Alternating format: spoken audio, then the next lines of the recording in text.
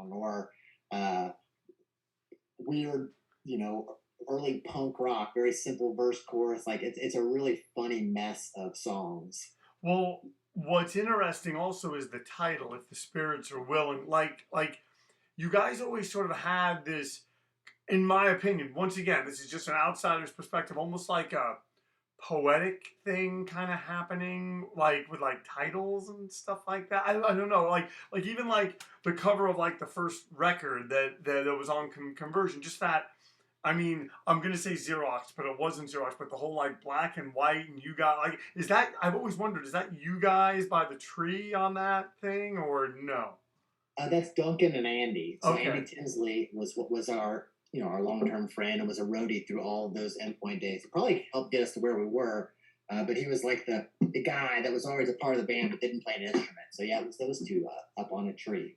gotcha, Yeah. gotcha. So now that first record in a time of hate, um, what do you remember about recording that? I think that record still sounds great. To like how, and the reason why I say still is there's like, I think for a lot of people there's like this tendency to like look back and like and then look at how things are now. But like to me, like Right. that record sounds like, when I think of hardcore and I think of that time, like that is hardcore, and I just think it sounds great. What do you remember about recording that? What, and then I have some more questions about it, but I'm just wondering, like, what was it like doing that record? And were you already on Conversion, or did Conversion come later? So we were already on Conversion. So we were on the comp, right? Thousand Voices comp. Okay. Um, and then I remember Dennis coming to Cleveland. We recorded it at Mars Studio up in Cleveland. And I remember what wasn't at that at it was a weird experience. Again, Duncan is really great for some of these real specific details, but like the guy that ran the studio wasn't that nice. Like he was kind of like, I don't know, he was kind of disinterested, and we kind of weren't in our mojo, but we were but we were really excited about it. I mean, it was like, wow, we're on a label in California, and I remember the first time I'd ever had falafel. Uh, I think we had just become vegetarians, and maybe I was 17, so I was maybe a year older or so. But we didn't know what we were eating, and for the first time, Dennis took us out for falafel, and I remember we're like, falafel, But it, so I remember that about the trip. I remember we were kind of finding who we were at that moment. As you said, it's a very hardcore record. Yeah. We kind of like, oh, this is what it should sound like right now. Um, we were experimenting with a little bit of social justice or kind of more issues. I mean, some songs are personal, but things like Black Skies and stuff are about the environment. Um, yeah, I mean that's kind of what I remember about it. We were just so young and we were so excited about it, and we were just that record helped us connect. I mean, we played Middlesex, New Jersey, right after that, and it was like that was kind of like I feel like that was our big like East Coast breakthrough show, and like I always loved this story. I remember we rolled up, people were like, who are these guys? We look like a bunch of Kentuckians in kind of flannels and jeans. Everybody there is got like really nice like hardcore shirts. It's in New Jersey, so there's kids with tracksuits, hoodies, and like what and High and uh, tight hair and yeah, and then Andy Tinsley, that's our Andy, the part of the band, rolls out a big old um, dolly. In the middle, we had just written, and I think this is right time wise, but Catharsis was getting ready to come out. We had a song on that called Cast that people liked a lot.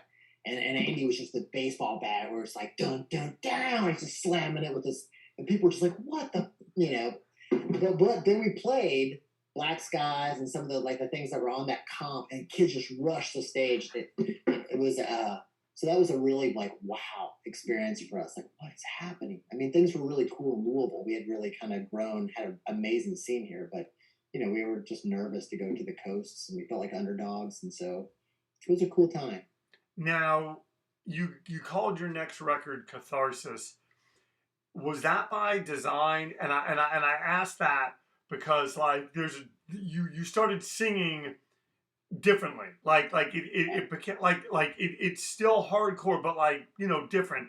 And that's why when you were said earlier about Flip Your Wig and Husker Du and all that stuff, how does that come about in terms of you're starting off and you're singing hardcore, I'm sorry, you're singing hardcore songs and then it changes, and I'm glad that I can ask you this.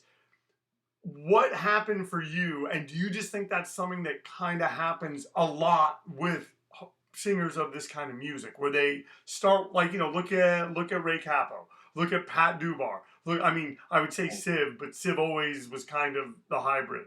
So yeah, sorry, it's a long-winded question, but no, man, it's a good question. So, I think that if you listen at a time of hate, I mean, we're definitely emulating the influences. I mean, there's a song on there called Fairweather, which is the total script, Pat Dubar. You say you're in it for the church. I mean, we were just pulling things together, but I think that we were following a model which kind of helped elevate us, I think, to this, not elevate, but kind of, I don't know, get us focused and people were interested in what we're doing. And then we just kind of started going back to what we wanted to do.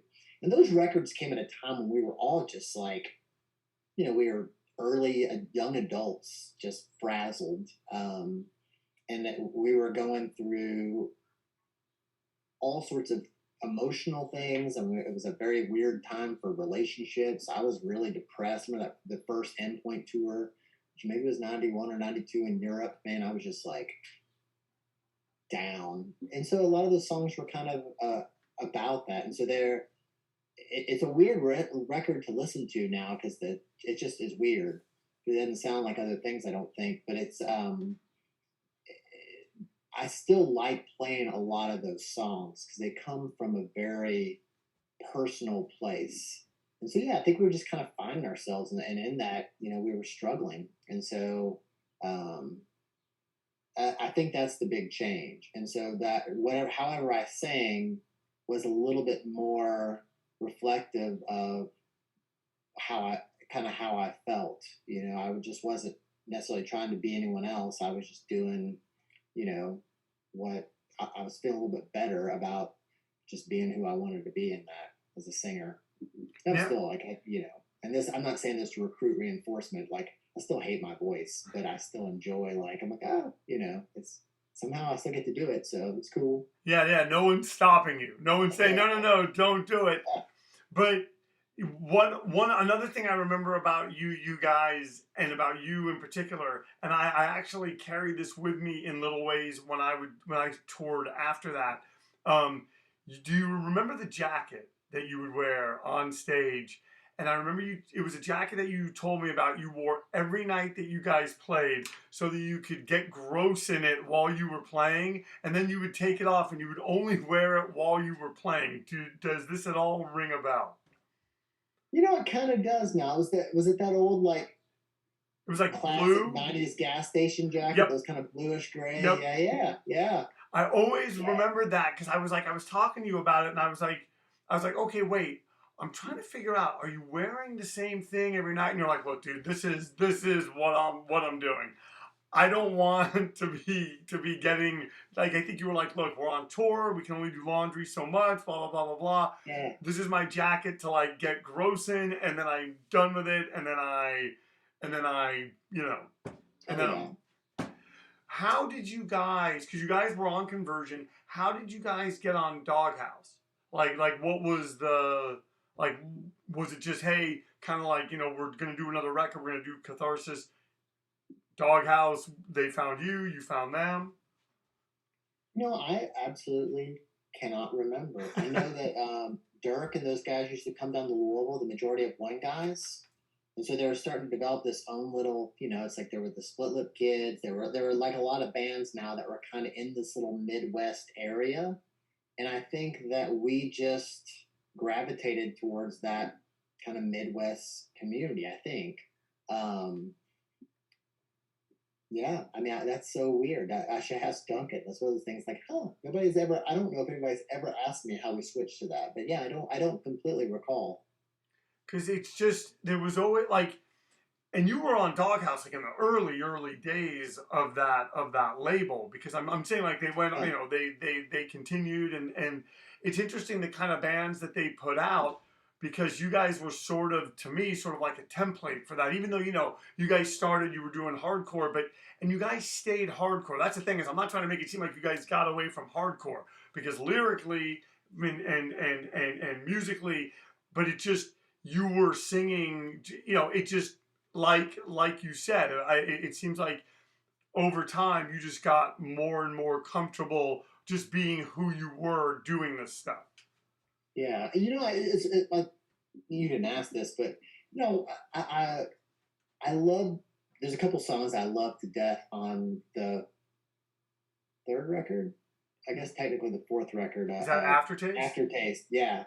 And I love that record, but I also was, at that place, I wish I would have done that differently as well, because that record, there was some things like, I think I was feeling pressure, and so I was, I look back at that over and over. I like the songwriting, I like the lyrics, I like the placement, but I don't like my vocal performance, because I felt that I was like, I don't know. That was the probably around the Endpoint prime, I think, and so I felt there were all these expectations on me, and I hated recording. Now I don't mind the studio at all, but I used to like just be like so stressed out, and yeah. And were you saying that that was like expectations that you brought on yourself, or were they external? I mean, you don't have to say specifics. Yeah. No, of course. Well, and they were a result of external pressures as well. It's like you don't. When I think this happens with a lot of us, and I think I was, I don't know, I think I was fortunate. I'm sure there were times when I was a butt, but I I tried to be good to people. But you're in this place, you're a nerd little kid, right? And then suddenly, within it, you're playing shows, and there's 100, and there's 500, and there's 1,000 people at your shows, and you're just like, and I, really cared about what people thought, to my detriment probably. And I remember when Endpoint broke up, I was so sad, but also relieved. Like I was just like, like it was such a weird time. But yeah, I think that I just, I don't know, I just wanted to do do well with the record. I was like, I was listening. I was really good friends with my friend Peter Searcy, who was in Squirrel Bait and Big Wheel, and he sang. I was hanging out with him a lot. He sings a lot more, and I was like, I probably, I don't know. I still listen to that record though, and there's songs I love, but the record overall, I was like, I just wish I would have let go more.